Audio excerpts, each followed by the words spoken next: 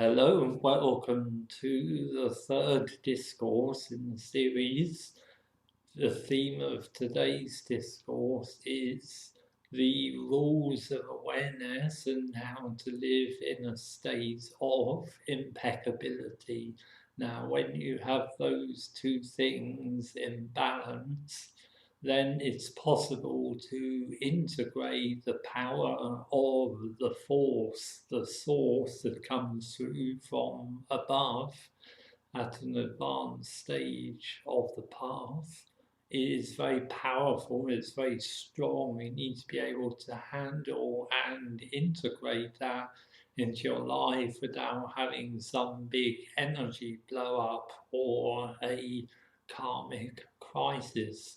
So this is one of the reasons why not to push it too intensely with the plant medicines, not trying to push too hard to crack open the gateway to source, so to speak, if you haven't done the prerequisite grounding and integration in the body. So the rules of awareness, what you'll find is on the path as you reach higher grades of astral awareness, there'll be more and more things that you're not allowed to do, and there'll be more and more things that you actually should do at the same time. Now, it might be perceived as unfair because at first you won't know what those rules actually are until you transgress against them, and only then, when you see a karmic consequence or result in your life, can you then use that as a mirror to refine your relationship with power and how to respect that. Ultimately, there's nothing unfair about it, it's just how the whole process is set up. So it's very important to be attuned to how you respect the higher forces, the higher powers, and to try and understand in yourself what those rules actually are of higher awareness. Now, those rules are also vary between different people, different individuals, different groups, and different teachers, depending on one's karmic blueprint and the blueprint of one's life. So, my rules might not be exactly what your rules are. It all depends on your particular relationship with Source, what your astral grade is, and what your life lessons are in terms of what you need to accomplish. But it can be said that by and large, as many rules of awareness that you have to discover for yourself in your practice. And once you realize what they are, you can then refine how you handle and manage yourself in this reality, and how you handle and manage yourself in the outer. There's some rules that tend to apply for everyone on the advanced spiritual path. I can go through and share a few of what those rules actually are. Before I do that, I'll just say something about the importance of following earthly rules in terms of laws. And the reason why that is, there's laws and principles in all of the higher dimensions that must be followed, and if you violate them, it's an infraction, and the consequence is an astral setback, a loss of awareness, or some other karmic consequence. So the preparation for that is respect for earthly laws, and that all ties in with ethics and impeccability. Quite often in the spiritual movement, you'll come across concepts like extinction rebellion and psychedelic disobedience. These two terms are the classic examples, and they speak about rebelling against natural, societal, and legal laws from a space of anarchy and defiance. Now, spiritual anarchy doesn't lead anywhere. The importance of following the earthly laws is because it helps you to bring your ego into check. You don't want to go into the higher realms with an untamed and rebellious ego. It'll just be like a bull charging through a china shop and destroying everything. Hence, you've got to have the impeccability and grounding, the ethical and moral codes in place on earth. And when you get that right, then it's going to be much easier to ascend in your spiritual understanding, and you're far less likely to break any higher astral, ethical, and moral codes that there might be, because your ego will be conditioned to behave itself and not push against everything and anything it comes across. So when we're at school, when we grow up, there's the big thing about the school rules are square, we should defy them, and then you emerge into society and you see that the way everything runs out there appears very unjust. There can be like a lot of rebellious thoughts and attitudes toward the government, the powers that be, the elite. It's all a stage on the journey. We all have to go through this rebellious inner child and defiant aspect of our being, because we're pushing against something in the outer that's perceived as very controlling or pushing downwards. But once you get past that inner child aspect, once you get past the desire to be rebellious and pushing and perhaps arrogant in one's attitude, when you get past that, you'll become more mature in your outlook on the wider world and with regards to the spiritual path. And that spiritual maturity is something you develop in yourself from a state of humility. When you have a humility in your ego, what you'll find is you'll have a deeper spiritual awareness and wisdom. You'll start to understand why the world and society today is the way it is. You'll see a lot of injustices going on in the outer world, but you'll be able to develop a much deeper philosophical awareness to contain what you're seeing and witnessing, and that will prevent you going into the states of extinction, rebellion, and psychedelic disobedience. The idea isn't to go out there and push, or challenge. The idea is to transcend the apparent conditions that you see in the outer that might appear to be imposing on your own progress or the progress of humanity. It's important to transcend a lot of that rebellion, because then you can also get rid of a lot of the negative emotion that can be associated with that. In my experience of witnessing the movements, extinction, rebellion, and psychedelic disobedience, there's a lot of pent up anger and hatred in those movements, and you don't want to be caught up in hatred toward the elite, the status quo, the powers that be. That's not the aim of the spiritual path. The aim is to go within and transcend one's own ego and ascend into a higher state of spiritual awareness. Then those outer perceived restrictions will no longer apply to you.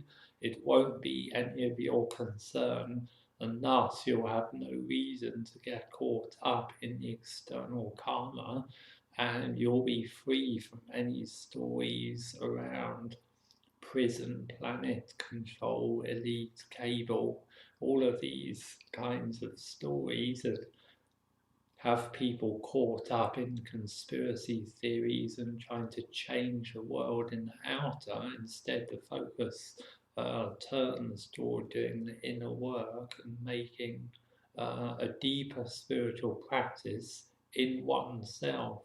You can't make the higher grades of awareness if you don't remove your energy from the story of the outer collective. When you do that, cut your cords to stories around prison, planet, controlling governments, status quo, all of these things. Once you release that, you'll be freed up, you'll have a lot more energy, you'll be purified of a lot of the negative emotions that are hanging around in the masses around those stories, and you'll be able to attain some higher astral grades.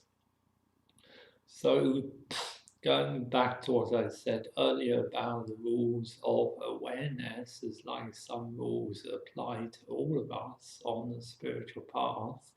Probably the main one is that you don't get caught up in external karma. You don't interfere in karma that's nothing to do with you. If you witness some karmic situation developing on the advanced spiritual path, if that has nothing to do with you, then you have nothing to do with it. That's one of the primary rules.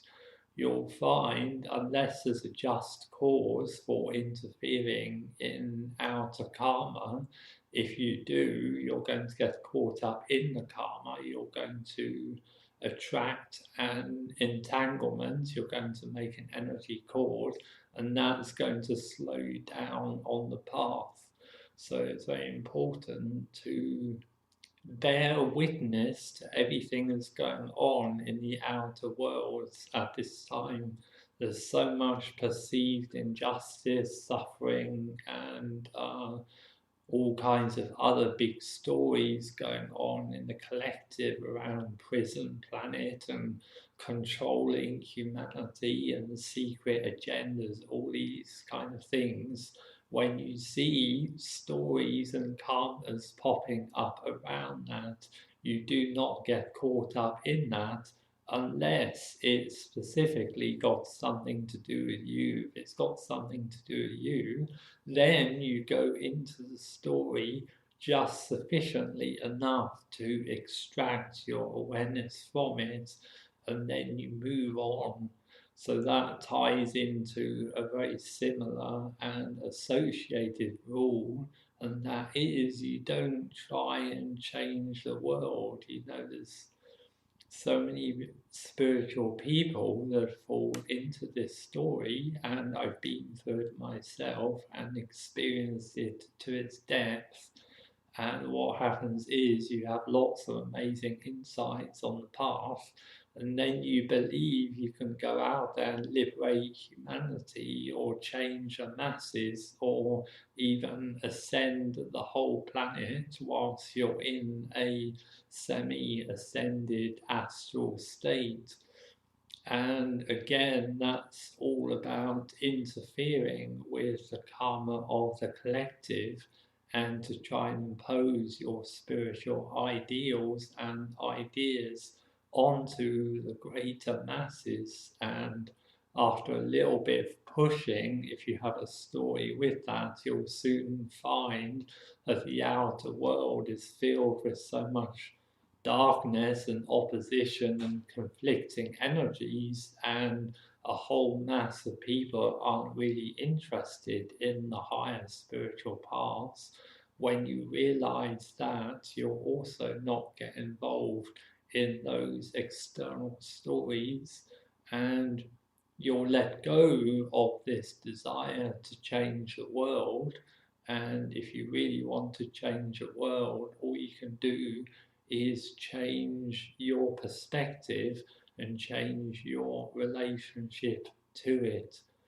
Sometimes you hear people about trying to clear the darkness of the world and purify, but this is actually not possible because we're in a dualistic dimension, and for as long as you're in that, there is going to be the appearance of the opposite in the outer world. There's going to be darkness, hatred, pain, suffering. There's going to be control dramas. There's going to be all kinds of stories playing out on the stage of the collective humanity.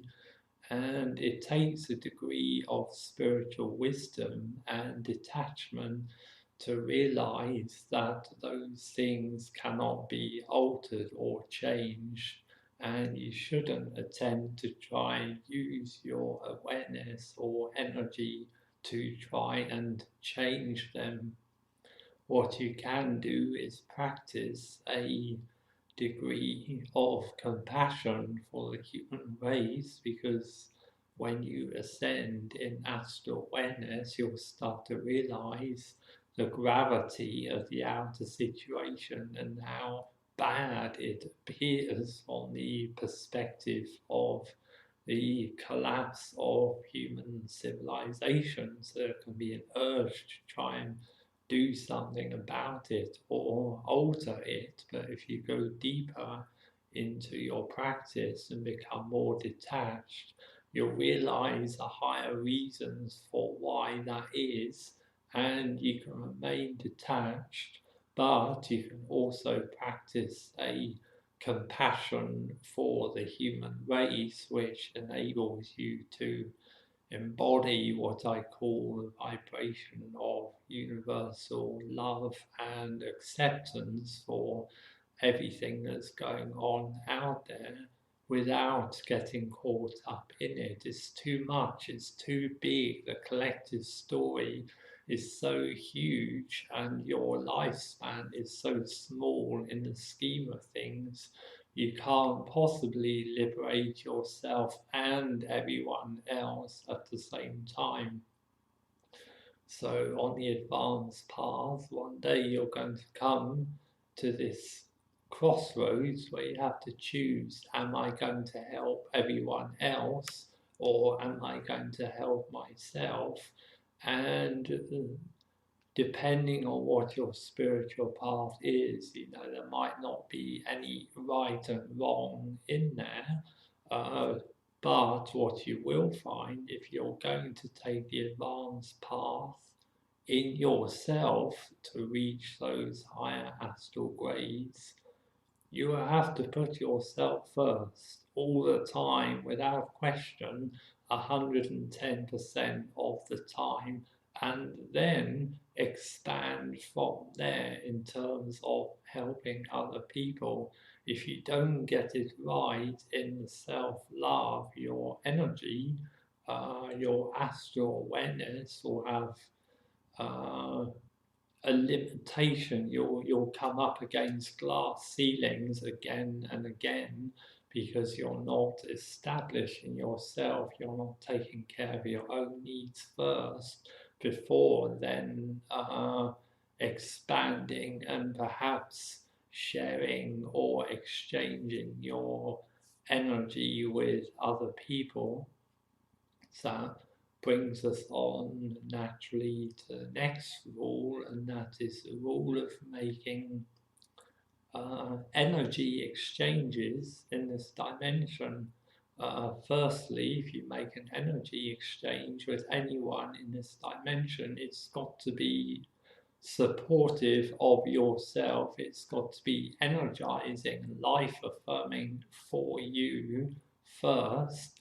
If that's not the case and you make an energy exchange with another being or another group or another entity, you're going to make a bum deal and experience a degrading after effect, and that will impede your progression in terms of astral awareness.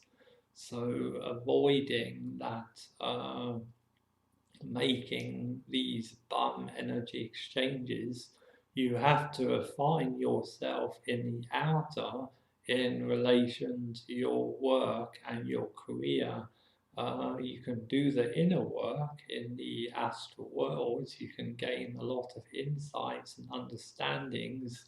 You can accumulate a lot of awareness, but the degree in which you do that in the inner, to the same degree you must make changes in the outer to preserve the accumulated awareness that you have. So sooner or later you're going to be forced to exit the matrix, you're going to be forced to come out of degrading work or work that impedes your spiritual progress, and you're going to have to find practical working solutions that help you to sustain yourself in the outer, whilst at the same time sustaining your spiritual journey.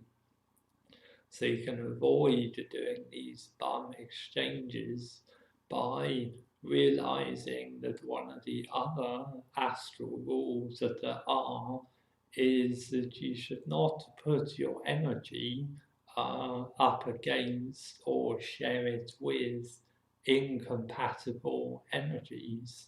So by this I mean that every single human being on this planet at this time has a certain vibration, a certain energy of awareness, and each person is where they're at, and there's a whole spectrum of different positions on this scale.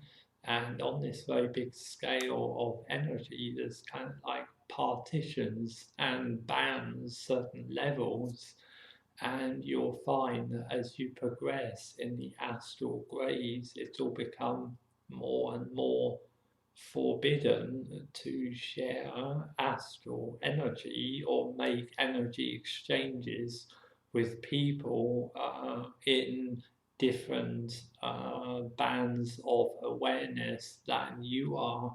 It's because there's an incompatibility in the energy, and ultimately it'll hurt you if you don't discern that and make the appropriate changes to avoid that clashing of incompatible energies, especially as star seeds on the path. You know, certain groups of star seeds on the planet at this time, and it's okay to interact with those groups because we're on the same path. But if you're interacting with a lot of earth seeds, or the people that need to go through many more earthly incarnations first, when we're trying to become a non-returner or complete a physical ascension in this life, there's going to be a huge disparity in the paths, and that's going to make a hefty karmic energy cord based on energetic incompatibility. So this is something to become very aware of in your personal process, in your path. You have to evaluate and re-evaluate every single energy core that you have in the outer, and every single energy exchange that you have in the outer, to continue to keep that pure, to continue to keep that working, so you don't import any degrading energy by interacting with the wrong kinds of external energies. So that follows on to the next rule, or more of a guideline rather than a rule, and that is to re-evaluate your social contacts on this path. I can tell you, the stronger your inner connection to God, to Source, the more important it's going to be to have those supportive monastic conditions or semi-monastic conditions, and in that respect the number of contacts that you'll have will be necessarily few, and limited to your soul group or the people that you're supposed to work with in this lifetime, if you don't kind of refine that lesson, get it sorted, if you continue to maintain energy cords with superfluous and additional numbers of people from the place of attachment, or just as your ego wants to have lots of external connections, you will find that you'll start to lose a lot of energy. Once you go further on the path, if the people around you aren't evolving similarly, there's going to be a discrepancy in awareness. There's going to be like a pulling, and sooner or later you're going to have to release those additional connections so you can focus your awareness on the relationships and the connections in your soul group that are important, so you can continue to evolve and understand. So the advanced path is it can either be a solitary path, or it can be a path where you have very few people around you, and that's going to be very difficult for many students to get used to, because the path is very demanding in the advanced stages. It's pretty much monastic conditions in your life for the remainder of your time on earth. So there's very few other people. It's about building this sanctum and then maintaining the sacredness of your energies. You may create for yourself a retreat center or some kind of sanctuary, but then you're going to be very mindful of the kind of energies you're importing into it, because if you don't, what you're going to do is degrade your base chakra. You're going to accumulate black stones and karmic energies from other people, and again, that's going to cause you a backslide in terms of your astral progression. And if you don't learn that lesson to refine your interactions in the outer, sooner or later the outer will reflect that back, and you might find yourself up against some very challenging external conditions until you refine that energy, refine how you're doing energy exchanges, and refining the kind of connections that you have with other people in the outer. It's a process that you have to continually do on the spiritual path, with awareness, with compassion, with mindfulness, but at the same time always putting yourself first and asking yourself, is it useful for me to continue to maintain these connections? Do I need to refine them? Do I need to work out some older energy cores with people? Do I need to refine how I interact in the outer? You know, these are all questions that you want to be going through in your spiritual practice, so you can continue to climb up that mountain of awareness and avoid any glass ceilings or pitfalls from violating or breaking any of the rules that are there in place to maintain the sacredness and integrity of your spiritual practice. You know, I could go on and on about how many rules there appear to be, but I don't think it's useful to go too deep into it. All I'll say to wrap this up is that you need to walk the path with integrity. You need to be deeply attuned to your own higher power, and you need to be in very clear and intentional dialogue with that higher power, so you can determine what the additional rules are of awareness that apply to yourself. The more you get into dialogue with your higher self, and the more you do that with humility, the more you're going to come into a deeper understanding of what the higher power actually wants for you, because ultimately the apex of the spiritual path is to purify and dissolve one's human form. And as I understand it, dissolving the human form and ascending is about a complete descent of the higher power or God into one's physical vehicle.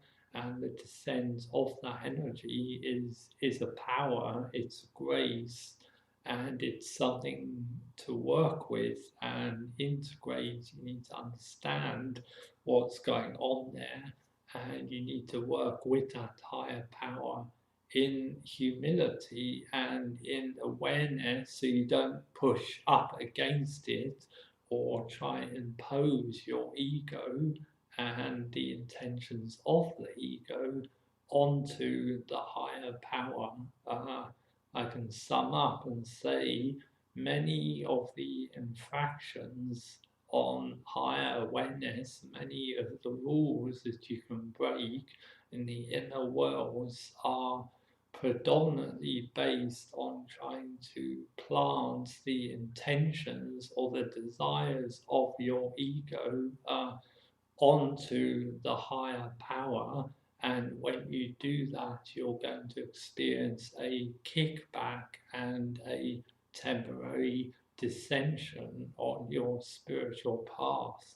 So this is ultimately why, if you use the plant medicines, you have to try and gravitate out of that in the end, because you can fall into the pitfall of going into the higher realms again and again with medicine, and you can become imbalanced in the lower chakras. And if you're not careful, you can be compromised in your integrity, in your impeccability, and the overwhelming nature of the plant medicine experiences can overcome one, and then you can lose your moral grounding, you can lose your ethics, and then you can start to make some very serious errors on the spiritual path. Hence, there's a lot to be said about the slow route of purification on the spiritual path. It's okay to go into this medicine, this ayahuasca path, as many people do, because it's a stage, bear in mind, it's a stage that has many dangers. It's very easy to break a lot of the higher astral rules when you try and ransack the higher worlds for understanding. If you go about it the slower method and you purify yourself in the base, in the heart, in your body, and in the ego, you're going to find your ego is a lot more sublimated, and it's going to be far less likely that you're going to break any of those astral rules that leads to chaos and big spin outs on the spiritual path. You know, we don't want to have these big blow ups or spin outs just because we're pushing too fast, or we're not in balance with our intentions, and we're not grounded enough in our awareness. You know, if you focus on all that grounding, developing the awareness and understanding in yourself some of the rules that apply with regard to how you handle higher awareness, you can make a lot more progress, and you can keep hold of the accumulated energy that you've accumulated in your practice, and more importantly, you can avoid losing it and having to go through a lot of spiritual processes again, which will happen if you make too big a backslide. So I think that's all for this discourse, and I'll continue again in a discourse 4 with the topic that will soon become clear in the channel. So that's all for now, and I'll speak to you again soon. Free spirit out.